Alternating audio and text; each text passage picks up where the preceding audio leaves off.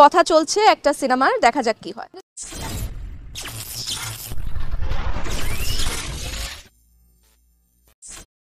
ছোট পর্দার জনপ্রিয় অভিনয়শিল্পী সাবিলা নূর 10 বছরেরও বেশি সময় ধরে ছোট পর্দায় অভিনয় করলেও বড় পর্দায় এখনও দেখা যায়নি তাকে। তবে এর মধ্যে যে প্রস্তাব পায়নি এমন না, দুটি ছবিতে অভিনয়ের প্রস্তাব পেলেও না বলে দিয়েছিলেন।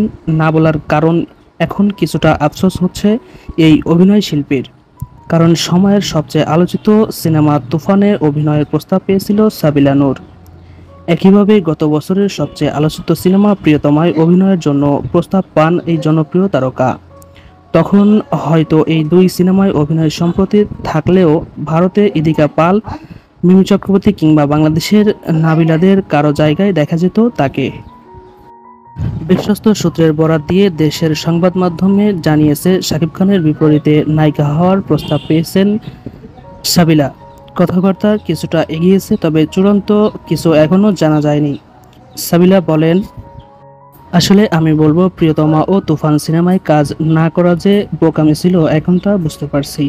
কারণ প্রিয়তমা ব্লকবাস্টার ছিল, তুফান তো এখনো তুফান বইয়ে দিচ্ছে সিনেমা হলে। কী কারণে প্রিয়তমা ও তুফানে কাজ করা হয়ে ওঠেনি সে প্রসঙ্গে সাবিলা বলেন, এক হচ্ছে প্রিয়তমার সময় আমার টাইমিংয়ের একটা সমস্যা ছিল, সেই কারণে করতে পারিনি। তুফানেরটা নিয়ে বেশি কিছু বলতে চাইনি। তুফান এখন এত এত ভালো সাড়া পাচ্ছে, যারা কাজ করেছে সবাই এত দুর্দান্ত অভিনয় করেছে, আমি বলবো না করতে পারাটাই আমার লস ছিল। শাকিব খানের সঙ্গে সাবিলাকে এরই মধ্যে দেখেছেন ভক্ত ও দর্শকেরা। সম্প্রতি আয়োজিত পার্টিতে দেখা গেছে তাদের।